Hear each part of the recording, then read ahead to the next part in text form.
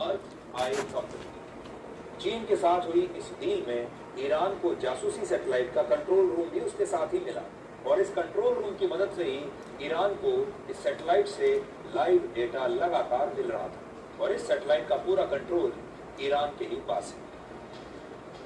तो ईरान के revolutionary guard ने इसी सैटेलाइट की मदद से पश्चिम एशिया में अमेरिका के 3 अलग अलग और बड़े मिलिट्री बेसिस पर नजर बनाकर रखी, उनकी जासूसी की।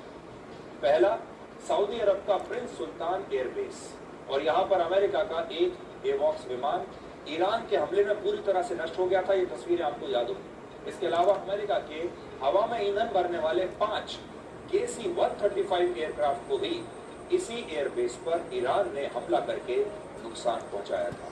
तो बड़ी बात यह है, तब लोग बड़े हैरान हो रहे थे कि ईरान को इस एयरबेस के बारे में कैसे पता चला, इसकी लोकेशन और ईरान यहाँ तक पहुंचा कैसे, कौन कौन से प्लेन यहाँ पर खड़े हैं और उन प्लेन्स पर कैसे बिल्कुल सटीक हमला करना है कि ऐसा हमला कि वो इस एयरक्राफ्ट को बीच में से उसके 2 हिस्से कर दिए।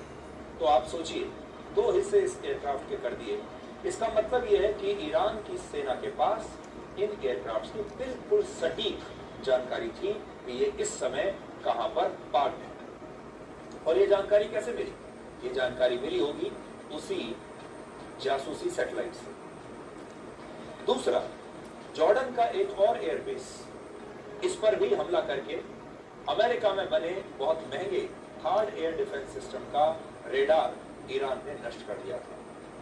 तो ईरान को इसकी लोकेशन भी पता चली। और तीसरा, बहरीन में अमेरिकी नौसेना का हेडक्वार्टर और हॉर्मुज और आसपास के समुद्री रास्तों की निगरानी इसी हेडक्वार्टर से होती थी और ईरान की मिसाइल ने इस बेस पर कई सटीक हमले करके वहां मौजूद रेडार को नष्ट कर दिया था। तो ईरान ने मार्च के महीने में इन्हीं मिलिट्री बेसिस पर ड्रोन और मिसाइल हमलों से पहले और हमलों के बाद भी कई सैटेलाइट तस्वीरें दी। इसका मतलब है कि लक्ष्य को चुनने और हमले को सटीक बनाने के लिए जासूसी सैटेलाइट का इस्तेमाल हो रहा था और